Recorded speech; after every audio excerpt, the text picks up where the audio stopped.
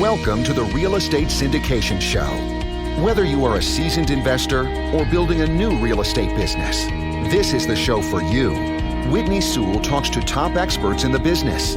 Our goal is to help you master real estate syndication. And now your host, Whitney Sewell. I'm Whitney, host of the Real Estate Syndication Show. Every day, I'm interviewing experts that will help you to successfully invest in or grow your syndication business. Hit the like and subscribe button so you'll be on track to learn from the best in the industry. Our guest is Ketan Patel. Thanks for being on the show, Ketan. Thank you, Whitney. Very grateful to be on the show. Get us started a little bit by, what was it that you uncovered in yourself, or maybe a few things that we could talk about that most of the listeners are probably struggling with as well when we're, going through this real estate journey and building our business just like you have.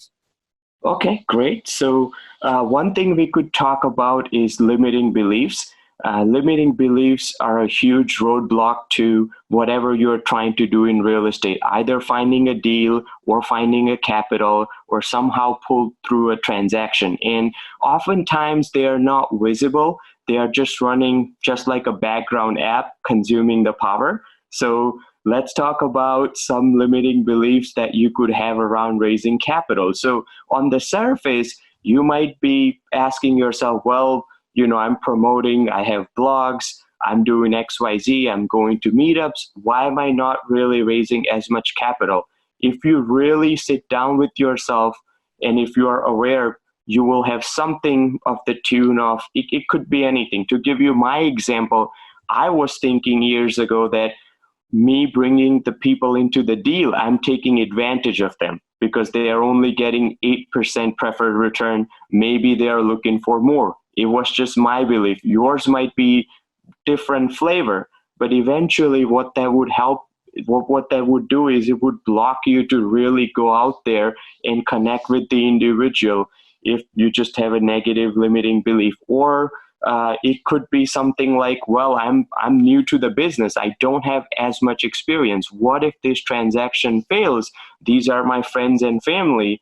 And then I would really feel uncomfortable in my social circle. And, how would that impact? A lot of people who are starting in the game feel that limiting belief at play as well. So I could relate to that, especially getting started in this business, trying to, raise capital. We all feel like, just not sure, you're not sure about yourself. You don't have much confidence, when we first start talking to investors. I know there's listeners that feel the same way. And so, help us, I guess, to get past that a little bit, as far as, how do we change that thinking, that limiting belief and gain more confidence, as far as, you mentioned like sit down with yourself and, what does that look like and how do we do that? Sure. So the first step would be to take an inventory of what those actual limiting beliefs are. And sometimes for everybody, it's a different process. You want to pick an environment where you are creative, where you could just block off an hour and sit down with yourself. It could be a park, it could be a cafe, wherever it works best for you. And then you ask yourself the question, if you are already aware of them, you just jot them down. If not, you just try to ask yourself the question, what if there's no reason I could fail in this particular investment, or this is really my life's work, or this is a very important thing I need to figure out? What are the deep down blocks? So you put a list. For example, I'm taking advantage of the investors. That's just one limiting belief that we could use as an example, right? Then what we are doing is, step 2 we are doing is we are going to think of all the reference experiences in the past as well, because the way this works is it's just like a table is supported by legs. The same exact way your limiting belief would be supported by some reference experiences. So try to see if you could find any reference experience from the past. Why are you feeling you are taking advantage? Have you done something in the past, real estate or non, where you felt that it didn't work out, and from somehow you took a meaning that you took advantage of the real estate, of the investors? So if you could think of some reference experiences, you could list those down as well. If not, it's okay. Then the step 2 would be doing is think of the exact polar opposite of your limiting belief. So if your limiting belief is I'm taking advantage of them, we change it to I'm giving advantage to them. Now what's going to happen is just consciously thinking of this is not going to sink it into your subconscious. We all know that. So now you need to create a list of good reference experiences that would really sink this in over the next period of a week or a month. So to give you example, in my case, I'm giving advantage to them, and my reference experiences for myself were some of these examples. Like I'm educating them on different investments for free. I'm not charging them money or anything like that. I'm helping them break their own fears related to investing and take a leap with me, which can potentially change their life as well. Who am I to decide what 1, 8, or 10% investment could mean to them? Before I was thinking that, well, 8% seems very low, or 9% seems a little low, but that's not my choice, right? I'm giving them advantage. I'm giving them the passive income. I'm helping them create the income. I'm being creative, providing them solutions, and it would be different for everybody based on, but just to give you an example. And then the more reference experiences you could come in with, you write it all down and you anchor it to your new limiting belief. And then what you do is anytime you're having an investor call or you're going to a meeting, before that you quickly review it so your brain just gets a quick rush of the new neural connections. And before you know, this would be your routine. Nice. So we're changing our routine, which is, I'm sure, a good thing if we're having these limiting beliefs. But, and I can see too, like picking a creative environment or somewhere else that, you're not sitting in the office, right? Or you're not sitting where, your computer is probably, or your phone, and, all these distractions that, we live with every day somehow. But then, you mentioned we're going to think of references in the past that support this, and that's interesting. Think about why do I have this limiting belief, and then think of the polar opposite. And so it's really it's a big mindset shift, isn't it? It's a mindset change. Help us to just change that mindset, or really have a successful mindset, and how do you do that, or how do you coach people in doing that? I know for myself, a mindset change was instrumental in just getting my real estate business started and really making it happen. But how do you coach others to do that, or maybe some common things that people are struggling with? Sure. So when we talk about success psychology or success mindset, in my opinion, it boils down to two things. The first part is the 50% that we learn or model from people. So we could watch a YouTube video, we could see what has worked for somebody else, that, have a morning ritual or do XYZ. And those are all good things for us to learn. The other 50% is very, very unique to you, that unfortunately nobody could really teach it to you. I cannot figure that out either for yourself, but there's a process that I have created that coaches use that would get you in touch with your deeper self, for you to come up with those unique things that are really driving you. And that's the other part, which it gets very interesting because it's all for you and it's like you're on your own journey. So to talk about it, there's a lot of tools that I use. I've been trained from Tony Robbins, his 6 human needs psychology. And basically, I'm trying to give you an example. So let's use one of the example with the client. Let's say you're a real estate syndicator, right? What happens is I will ask you, at the end of the day, you're trying to make whatever your number is, 5 million or 50 million or 100 million. The driving force behind that is you're trying to get some kind of feeling at the end of it.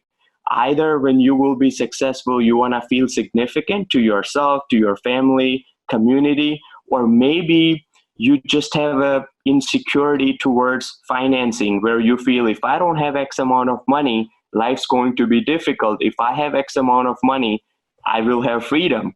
The common freedom thing is, hey, if you're earning money, you don't need to worry about working another day. You could be however you want, spend your time, etc., etc. Now, these are not good or bad things, but everybody is driven by something else. So we have to figure out what you are driven for. Are you trying to get significance? Is that your number one thing, where you don't care about a deeper meaning for your work or purpose? It's all about somehow, let me make this work. And this is deeper. It's not going to come out right away. Sometimes it might, or it could be the freedom, or it could be the security. So once we find out what your blueprint is, then we could shift it, where then you could shift it and be like, well, this is good, but I don't need to really get significance from it. I don't need to raise X amount of dollars or get X amount of apartment complex under belt just to prove it to myself. I'm already worthy of myself. I like doing it and I want to do it, but it's totally disconnected, right? So this is just a very, very simple tool. There's a lot of things that step by step unravel and get your blueprint out, so you could tweak it to then change your mindset, and then couple it with the other things that you already know and get a forward momentum. Okay. Well, that's pretty deep. But, initially, you talked about, 50% we model from other people. And so I can see the importance of who you surround yourself with. Yeah. Right. Yeah. And so, is there an example, or ways that you've been intentional about, as you're going through this mindset change and you learned these tactics, that maybe the people you're hanging around changed? Absolutely. It makes a huge difference. There has been a lot of studies where they say the 6 people that you're hanging out with, you're their average, or your bank account balance is their average, et cetera, because what happens is, on a day-to-day basis, the kind of information you listen to, whether it's a podcast or read to, or kind of people you talk to, that gives you raw material for your brain to work on and come up with new material. So if you're getting the same raw material by hanging with the same people, you're going to get the same exact thoughts, which will then trigger the same exact feelings, which would then keep you in the same action loop, getting the same results, and it will go round and round. But as soon as you start changing that circle, maybe start reading new kinds of books, or hanging out with new people, listening to the interviews, going to some events, any of those things, it would be hard to measure in the beginning, but slowly it will create a change in you as well. Nice. And so, but then that 50% that's unique to us, and Yes. You mentioned you're looking for a feeling, that feeling after you achieve whatever this is you're looking for, right? And so, I guess it takes some time, I guess, you're really going to have to devote some time to thinking about, what is it I'm trying to accomplish here? Hopefully you already have some goals, I guess. And then, and what is that, what is this feeling I'm looking for? And so after we've discovered that, and then you talked about explain that a little bit more. After we've discovered that at the end, we've figured out, okay, what it is we're looking to achieve. Okay, this is why we're doing this, because we want financial freedom, or whatever it is, or and then to walk me through that again as far as how that helps me change my mindset. Sure. So to give you an example of a client, after a good amount of work, we discovered that for him to be really important in real estate and be successful, because his father was very successful. So he had ingrained that for me, it's absolutely important to be successful in real estate, because, that's how he got it. So for him, that significance part was very important in front of his family and the community to get that. So once you figure that out, then you ask yourself, is that really true? What you are trying to seek. So for example, you're trying to get financial freedom, but what if you're already making a decent living right now? You already have that freedom. You just don't have the clarity on what gives you joy. What is the purpose of your life? What is the meaning? So instead of that, the shortcut is, let me try to make more money. That will give me the freedom. Instead of asking yourself, understanding yourself, what makes you happy? What would you like to do? How would you like to support others? And all of those things. So once you uncover those things, then you ask yourself, does that really make sense? Is it really that important to you? Can you change the order of it? Where well, I want to do it, but I want to do it so it would really help me grow as a person. I'm terrified of raising capital, but I know that the value is not in getting, it's in becoming somebody else that by the time you raise a capital or do a syndication deal. Why don't we approach it as I would be a completely different person because I have faced my fears or I have gone through so many challenges. So you change the mindset like that, and also you change the order where, well, for me, yes, making a little more money is very important right now. I don't care about significance, or why I'm really seeking this significance. Are there parts of myself that I haven't fully accepted? I'm not at peace, and I'm thinking that this would really get me going for it. So it's taking inventory of these things and thinking of these questions to then rewire this thing, and then just have, that's the other 50%. And these were some examples from some clients, but everybody's situation is very unique. And then you would just take actions in a very different way, because then your primary drives, your motives have changed.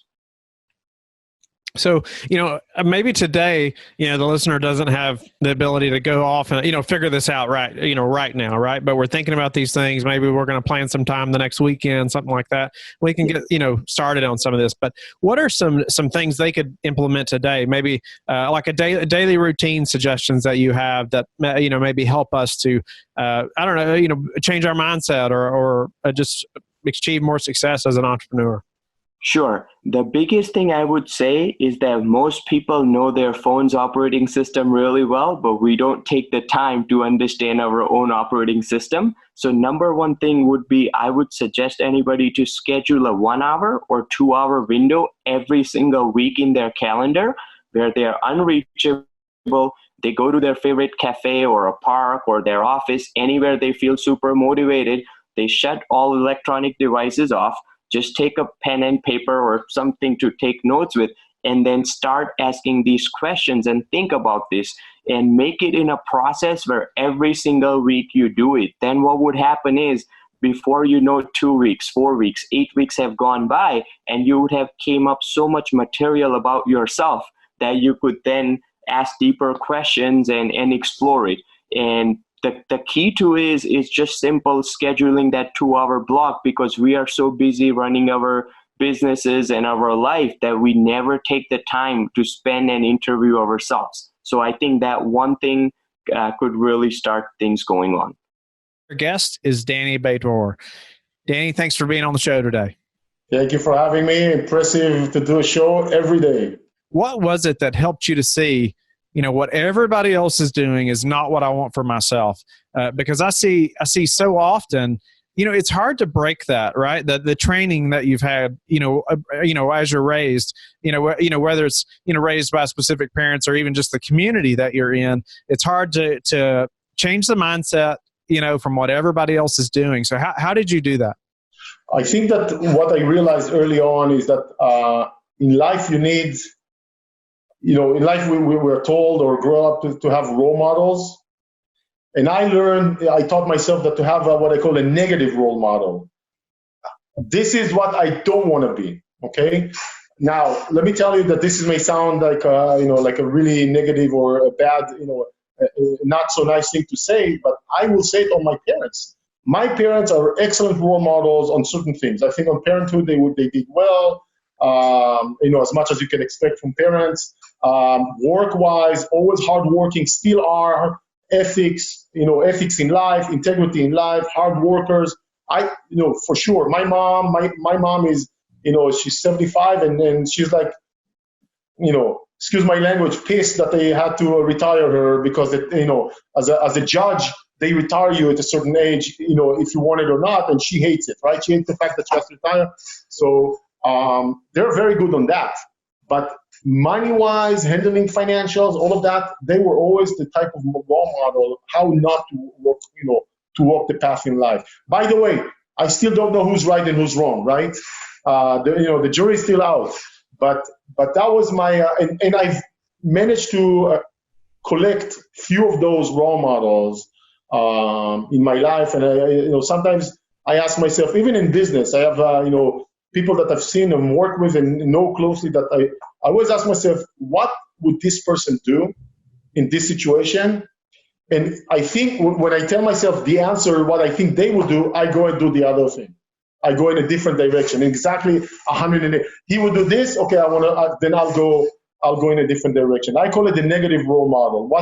And those are not necessarily bad people by any means. They're just not the way I would like to make decisions in life. So I think that kind of drove me. I mean, the fact that I was looking for the solution and looking for an answer, nonstop, so to speak, kind of drove me to go in that direction. The actual to pull the trigger, I remember very clearly at one point I told myself, okay, you've been looking at U.S. real estate for almost a year now, attending seminars and reading and finding information as much as you can at the time. Are you gonna talk about it? Are you gonna walk or talk? Right? That was a conversation with myself, and I said, okay, I'm a walker. I'm not a talker. I got to pull the trigger. Otherwise, it's all talk. And that's what kind of drove me, because I felt that I'm someone who does and not just talks about things. And I know it's true, but at the time you don't know yourself that well. I was young enough not to know that well. Today I know I'm someone who pulls the trigger. So I appreciate, anyway, I can really relate to that as well. And you talking about the negative role models. I haven't heard anybody say that term before, a terminology, call it that. But it's great. Like you want to find role models who are where you want to be, right? And so, you can ask lots of people about finances and how to handle them, and everybody's going to give you a different answer. But is that person where you want to be? Are they walking the walk? And so, I appreciate that. And you had mentioned also when you're talking about your background working, you mentioned working with investors at age 30, and I want to clarify that when you were at 30 or before you were 30, or you mean your investors were younger than 30? Well, I moved to the States in 2004 because I got very passionate about real estate. And started working with, for myself, buying real estate, but also working with other investors. I moved when I was 30 years old, exactly. And over the years of working with investors, I've noticed that usually the people that come and start thinking about investing are people at least the younger ones are in their early 30s. So you don't really, once in a while I get the 24 or the 26 or or below 30, but they are very rare, very rare. And also those are not always people who pull the trigger. But the fact that they're already thinking about it, that's impressive.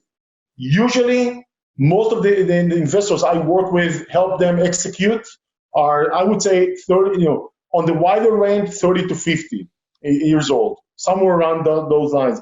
I don't usually see the mid-20s coming and thinking about investing. Maybe they do and they don't get to us, but I would assume over 15 years and over interacting with probably close to 12, 13,000 investors, not all of them are our clients, but just interacting with them, I don't see someone very common, very frequently who says, "Oh, I'm 26 and I'm ready to do this." We hope that you have enjoyed the highlight show today. You can always listen to the full episodes that were featured today by clicking the links in the description box. Let us know in the comments what you thought of this episode, or you can go to lifebridgecapital.com/podcasts and click the feedback button. Let us know how we can add more value to you. Thank you, and talk to you tomorrow. Thank you for listening to the Real Estate Syndication Show, brought to you by LifeBridge Capital. LifeBridge Capital works with investors nationwide to invest in real estate, while also donating 50% of its profits to assist parents who are committing to adoption. LifeBridge Capital, making a difference, one investor and one child at a time. Connect online at www.lifebridgecapital.com for free material and videos to further your success.